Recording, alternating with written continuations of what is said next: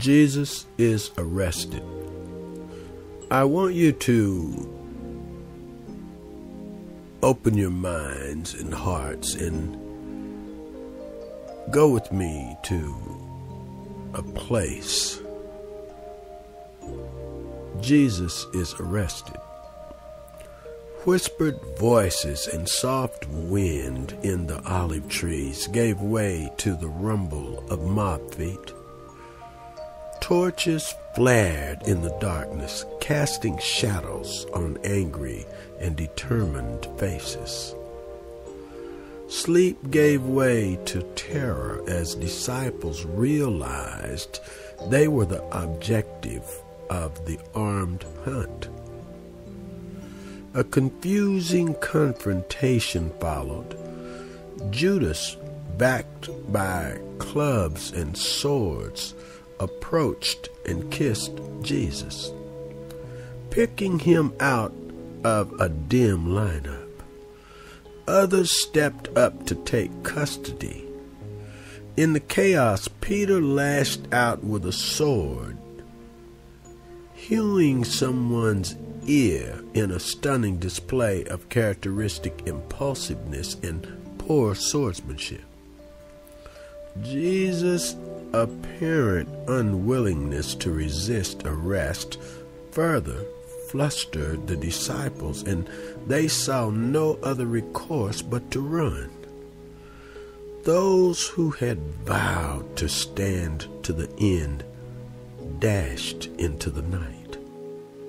The cowardice of the disciples seems culpable or deserving blame until we begin to think about the ways we stand with Jesus in the darkness of the world.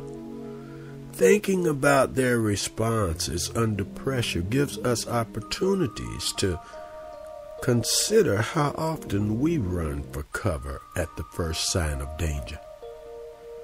And perhaps even more significantly, we can gain a deeper understanding of the way God responds when we prove unfaithful under fire.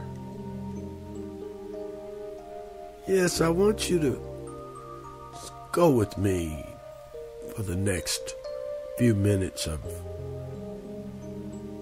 when Jesus was arrested.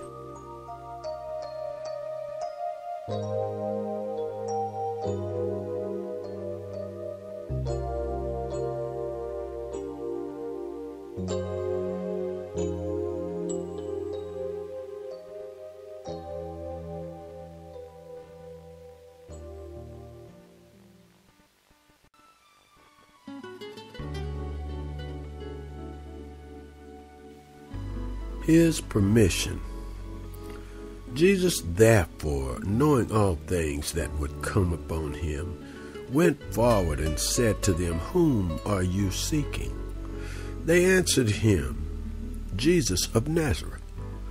Jesus said to them, "I am he." And Judas, who betrayed him, also stood with them. Now when he said to them, "I am he," they drew back and fell on the ground. John 18:4-6. His permission. Judas then, having received a band of men and officers from the chief priests and Pharisees, cometh thither with lanterns and torches and weapons.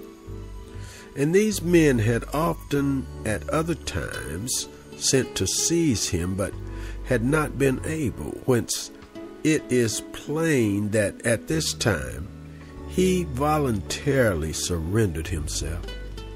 Seest thou his invincible power, how being in the midst of them he disabled their eyes, for that the darkness was not the case or cause of their not knowing him, that they had torches also.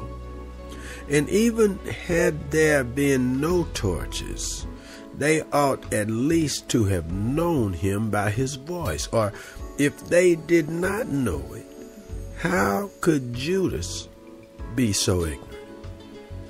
For he too stood with them and knew him. Listen. He too stood with them, and Judas knew him no more than they knew him. But with them, Judas also fell backwards. And Jesus did this to show that not only they could not seize him, but could not even see him when in the midst, unless he gave permission.